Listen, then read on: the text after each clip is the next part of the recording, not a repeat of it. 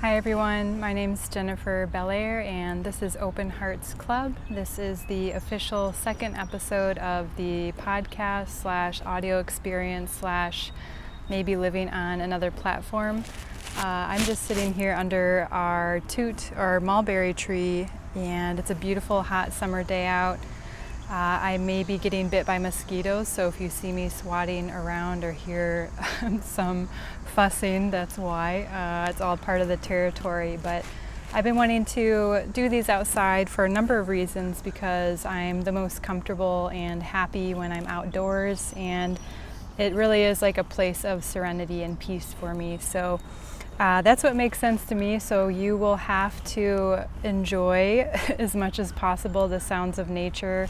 I get a lot of chickadees. I just saw a groundhog, which I don't think you'll be able to hear, but it's a beautiful setting to be in, and the cicadas are starting to make their sound. Not the brood X, but I'm thinking the regular batch of cicadas. But today's episode is all about self-love, and it's going to be, I'm aiming for 10 to 15 minutes, but these podcasts and audio experiences are stream of conscious thought and just kind of reflections and wisdom that I'm able to impart. And the reason I decided to do Open Hearts Club is to essentially pass on information as if I were passing it on to a younger version of myself. So for me, that's really valuable because I feel like a lot of us have struggled to understand past versions of ourselves, and we often hold ourselves in some window of shame or pain and regret and all this. So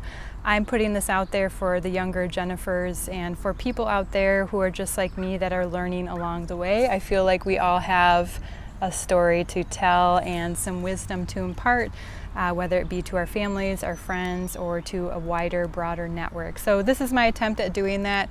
And so I just want to talk about the notion of self-love. And I know it's something that we kind of talk about a lot. It feels very trendy on social media platforms, self-love, treat yourself, and all these things, which are like more than wonderful. And I feel beyond gratitude for the ability to harness this time to really connect with myself and to ask those deep questions. And it's something I hope that each of us can do and that we're capable of and that we have the time for, because it is really, really valuable and it's good work to be doing in the world. So with that being said, I don't think it's a selfish thing to work on yourself, to understand yourself, and to strive for becoming a better version of who you are in this current incarnation. So we're all trying to figure it out in tandem. Some of us are better at it than others, and it's more or less like our own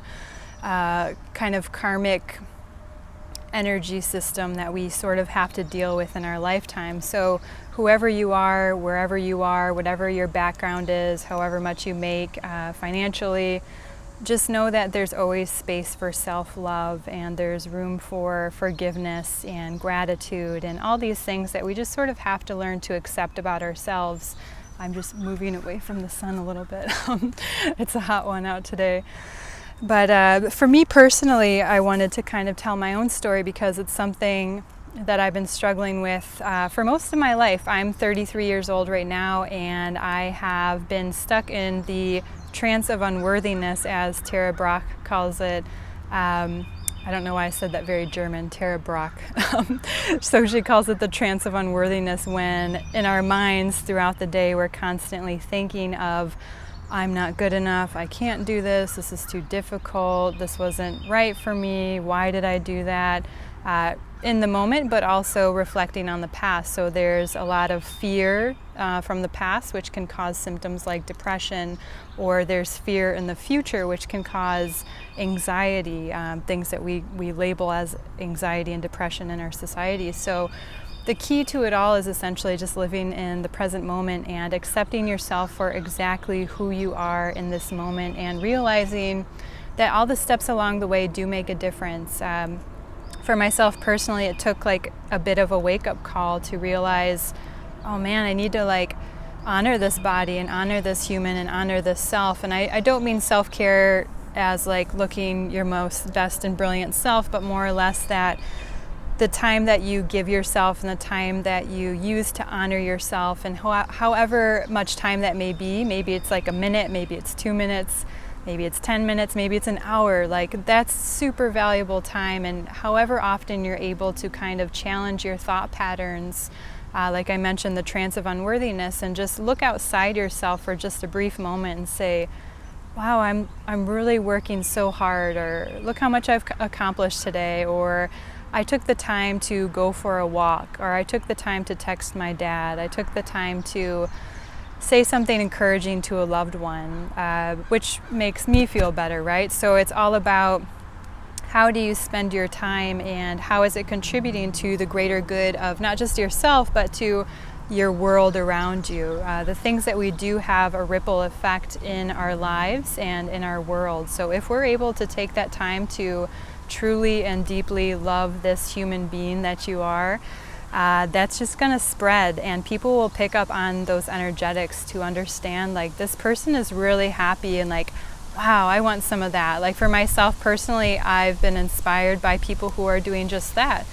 So there's several people that I follow on social media, and they just really have an aura of love and presence and understanding. And I think that's just such valuable work in the world, and it's showing me that, oh wow, I'm capable of that same love as well. So that's just something to keep in mind as you're navigating your life and picking up on your thought patterns. So instead of looking in the mirror and saying, oh, I wish this was different, I don't like this thing about myself, like pick up on the things that you do love about yourself, or even try to reframe them. For me, I've always been quite self-conscious of my cleft chin, and I remember watching Beauty and the Beast and seeing, oh my God, Gaston has a cleft chin, you know, this is terrible, and I got like made fun of it by classmates and people throughout my life, and then it wasn't until I was like, you know, it's really unique, it's like really beautiful, it's really different. And it was through my husband that I was able to kind of accept this part of myself. But you don't want to get it from external validation, is what I'm trying to say. You want to just see the parts of yourself, even the parts that you might not like, and see how you can reframe them. Maybe you have like a big nose or something like that, and you've always been, oh, I have a big nose, this is terrible. In essence, you can say like, wow, I have like a really strong, beautiful nose, or like, wow, this is from like my German heritage, or like I have the same nose as my grandma, who I like really love and respect. So there's ways that we can reframe the things about ourselves, because essentially this is all a shell. Like this is a thing that's going to change throughout time, and the way we treat it, the way we kind of honor it throughout our lifetime, this body will change. And so you have to harness that inner love from a deep space. So regardless of whatever religious ties you might have, or spiritual ties or lack thereof, you kind of have to just think about happiness that comes from inside, self-love that comes from inside yourself. So that monitoring of the thought systems is going to be super powerful, and it's going to really help you on your voyage of self-love. So for myself, I'm not claiming to be an expert on this in any capacity. I more or less am learning as I'm going, and just want to share that I might be a couple steps ahead of someone else, and nobody's better, like nobody's higher up on the platform. It's more or less like I'm taking a lot of time to do this work because it has been very destructive in my life, and that's like a hard thing to admit. And I'm thankful for all of the mirrors in my life who have brought that up to me, through friends, through family, through my husband, through people that I meet on a day-to-day basis. Like your self-love is going to show, and it's going to radiate in whatever form that you choose to carry. So when you're taking time to dedicate to yourself, you're actually serving everyone around you. So what does it mean for you to get self-love? Like, does it mean taking a walk in nature? Does it mean, you know, all those other examples that I gave earlier? Like, we all have our own methods, and for myself, it's really dependent on time reading and increasing my knowledge base and understanding about things that I really care about. It's catching myself in the mirror when I'm like, oh man, I don't look the way I want to look, and saying like, wow, like you're so beautiful, you're so interesting, and everything about you is just magic. Like you've evolved to become this human being, And there's only one of you on this planet, and there will only ever be one of you. So we're all connected, we're all the same, but there's a beauty in the uniqueness of who you are and accepting yourself in that space. So in addition, self-love is also being really healthy, like taking care of my body in the best way possible, but not limiting myself when I do have an urge to eat something that's maybe not the best for me, but also just being mindful and thinking, like, do I really want to drink a can of soda?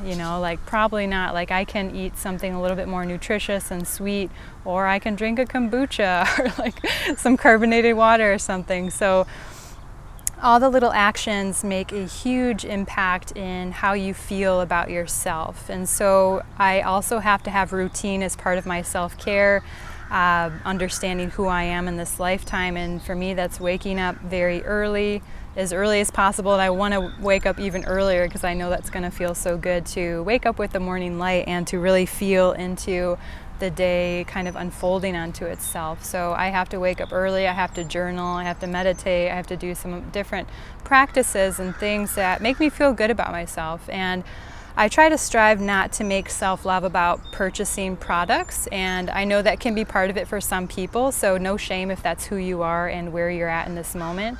But maybe start thinking about, like, where's the product from, who made it, maybe what's like the lineage of people who had to like create this product that you really need. Like, is it sustainable?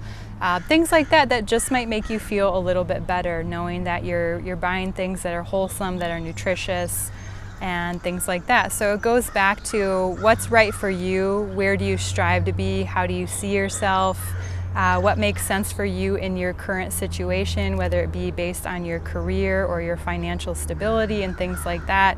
So maybe instead of spending X amount of dollars on Starbucks per month, like maybe that same money can go into some kind of product or a face oil, or allocating those funds for like health and wellness and things like that. So just being very aware of like what makes you intuitively feel good in your body and what makes you feel happy, and how can you celebrate that each day. And in addition to like my kind of morning routine, I also do a gratitude journal. So I know that's something that has become quite popular and trendy, and all for good reasons, right? Because we all need to be able to lift ourselves up and count our blessings in our life and in our day. And even if it's as simple as noticing the butterfly that just flew past, like you had that little moment of awareness where you were able to really tap into that feeling and that emotion and that witnessing of pure beauty. And maybe it was somebody smiled at you today, or that someone held the door for you. Like, those are all things to be super grateful for. And it's sort of like an accumulation of good things. Like, you always have something good in your life. Like, if you're breathing, if you're alive, if you're moving, and you have people who love you and support you, like, that's the most beautiful thing in the world. So focusing on what feels good. My favorite kind of YouTuber is Yoga with Adriene, and she always says, like, find what feels good. And anytime I'm in sort of this negative mind spiral, I think, like, find what feels good. Like, what feels good to me in my body in this moment. So I think I'm going to close off with just kind of a thank you for spending your time with me, and I hope this was encouraging and uplifting. And feel free to comment on YouTube or anywhere else that you're able to comment on what are the things that you love about yourself, and how do you practice your own regimen of self-care and self-love. So wishing everyone a beautiful and open-hearted journey as we all embark on this earth ship together.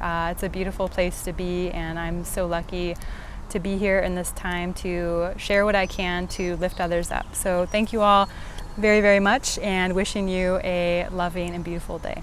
Bye.